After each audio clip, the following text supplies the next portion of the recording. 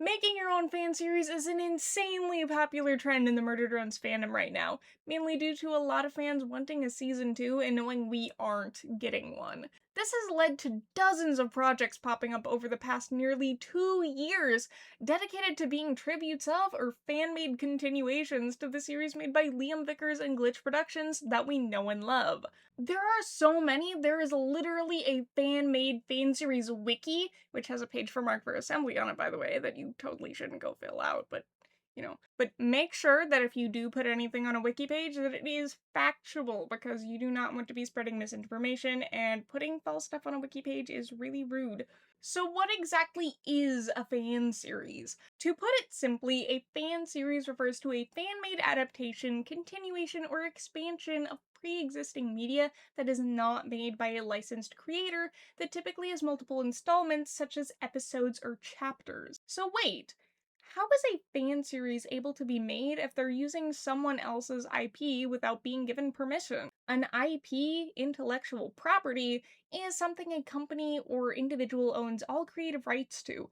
They can choose to enforce that copyright or not, and most companies do. Some companies may opt to not enforce their copyright on certain types of works, or won't bother unless they see a significant amount of infringement, which can be varying degrees depending on what company it is. It does cost them money to go after infringement, and usually gives them a bad image to go after fan creators, as it makes the fans dislike the company. So that's a couple of the many reasons a company may choose to allow fan works or fan merchandise. Additionally, fanseries projects keep the fandom alive and even bring in new fans, which makes them more money.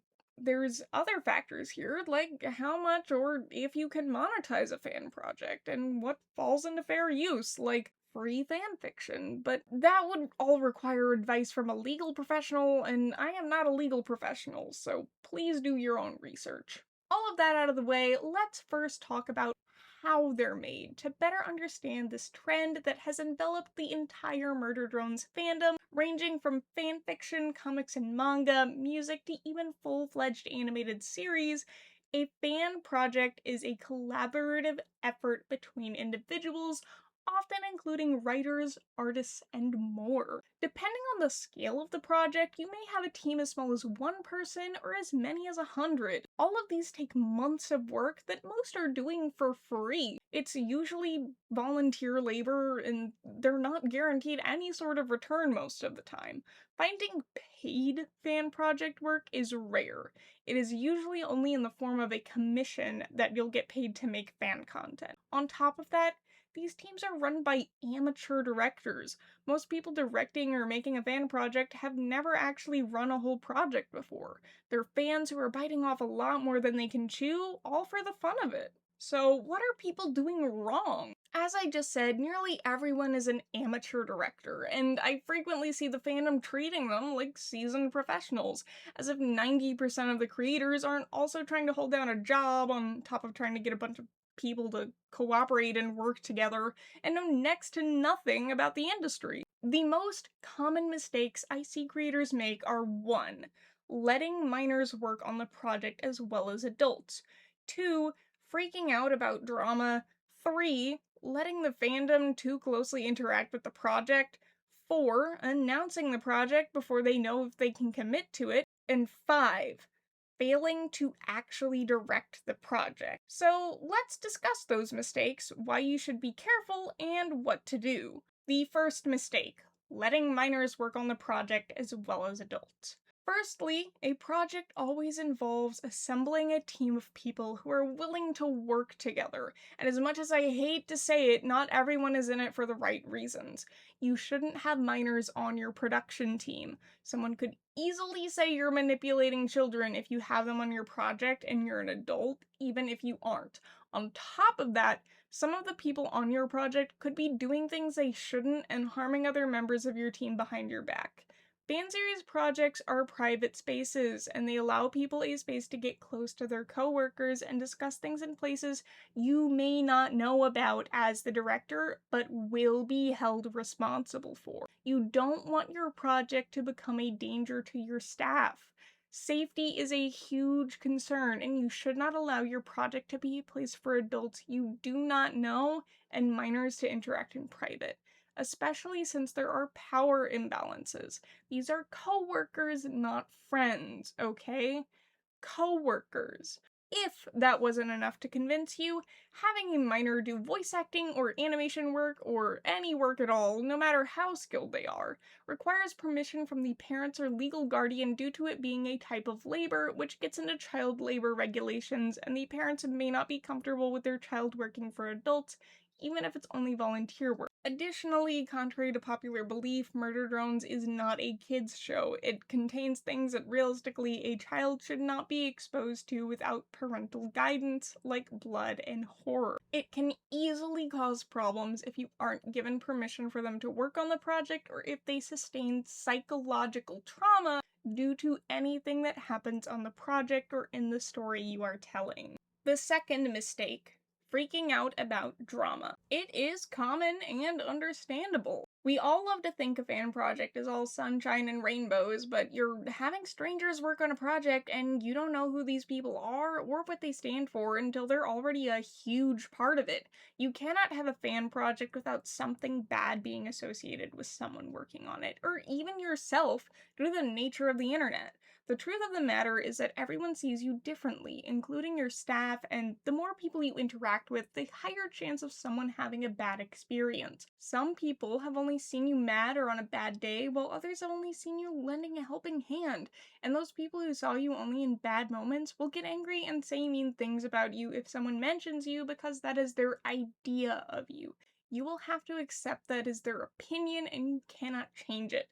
There is always someone who will think poorly of you, and it is not your fault. Additionally, you must be careful about responding to or talking about drama, including drama that isn't about your project. Making accusations, even if you believe them to be true, can be considered defamation, slander, harassment, etc. in a legal sense. While these are fan projects, when people's reputations and well-being is dragged into the picture, it gets messy very fast. A small note I will leave is that if someone is harassing you online, you can report it and try to take legal action if it is a big enough issue, but most of the time allegations are something that reporting systems on social media ignore, and this contributes to a lot of online bullying scenes. If you are running a fan project and you find out about something significant, I recommend you do your research and handle it internally, as you shouldn't believe everything you see on the internet, but you don't want to ignore victims.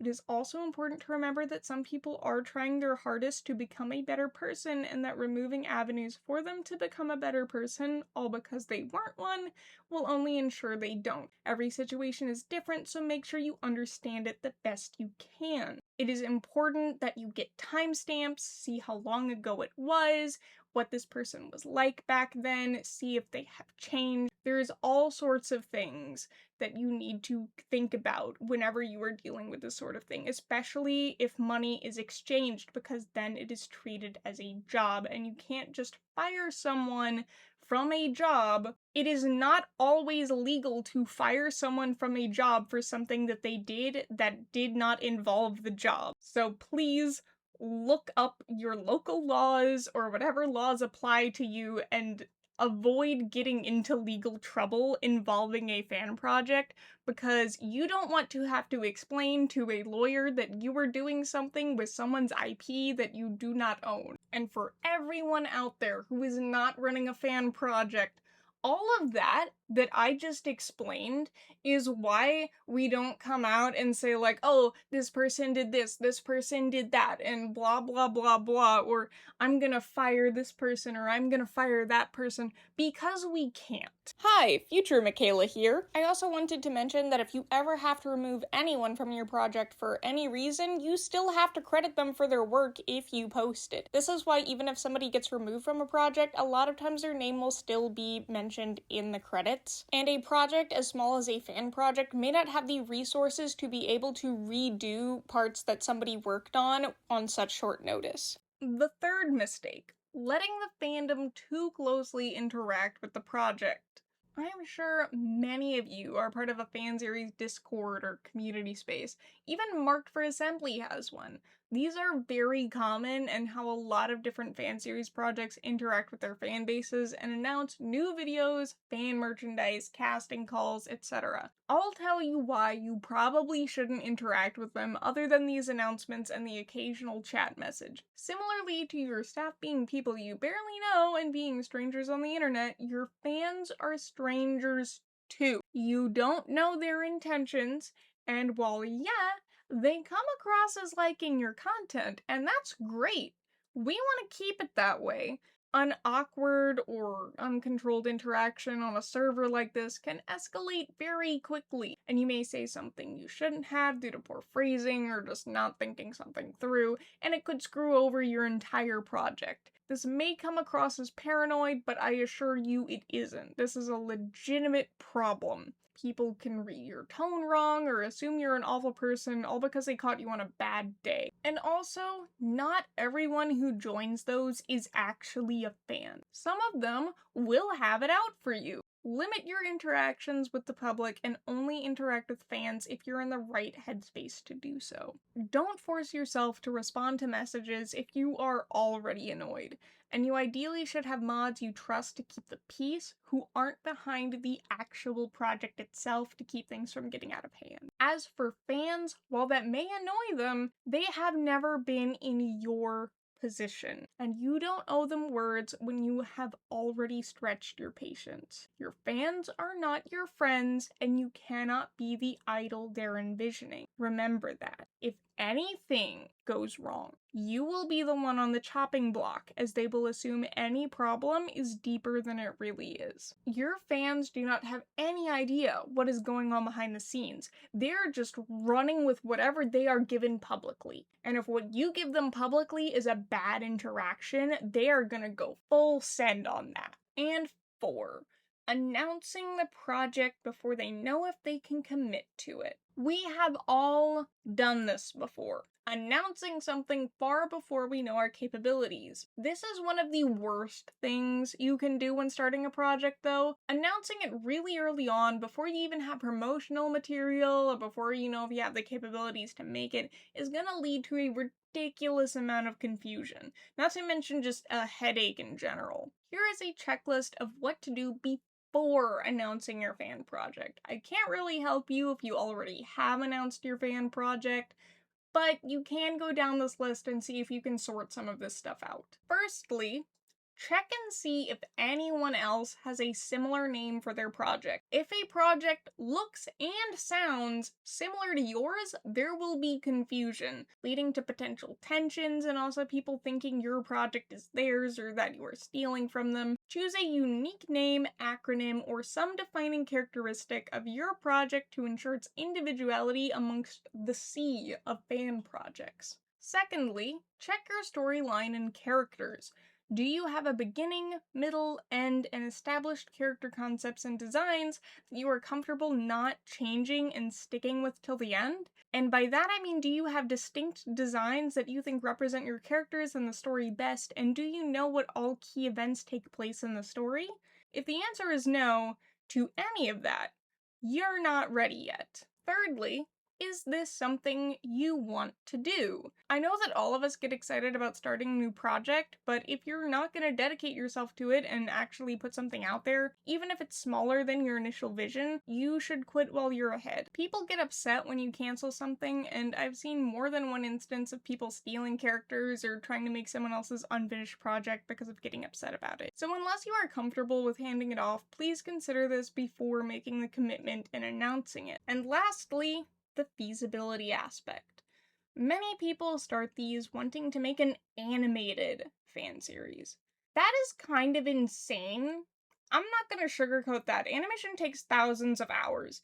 Genuinely, I implore you to explore other options first. I understand that animation gets a lot more attention, spreads around more, etc., but there are multiple other mediums, and if you really want to do this, you should focus on what is feasible. Now, if you really have your heart set on a specific medium, such as animation, do your research. Find out exactly what tools your team will need, how many people you will need on your team, and everything that is going to have to go into that. The length of episodes, animation quality, animation type, character designs, and and more all determine how feasible an animated series is for a small creator. It is imperative that you fully understand the limitations and requirements for the medium of your choice before assembling a team. It is extremely difficult to actually have resources for a project that is animated. Just as an example, each type of animation has different requirements, and some are more common than others. 2D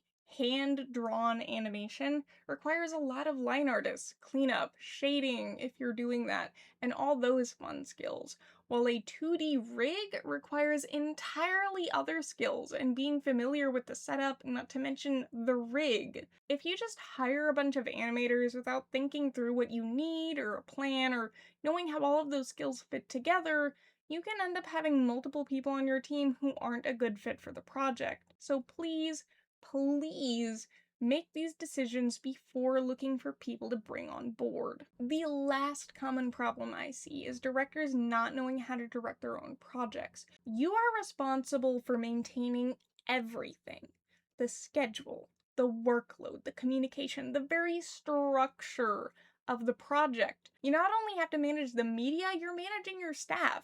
If you as the director see staff members going around harming other staff members or the project, I don't care how helpful they are, you are responsible for taking action. That is your job. You are the one who will be held responsible for their actions.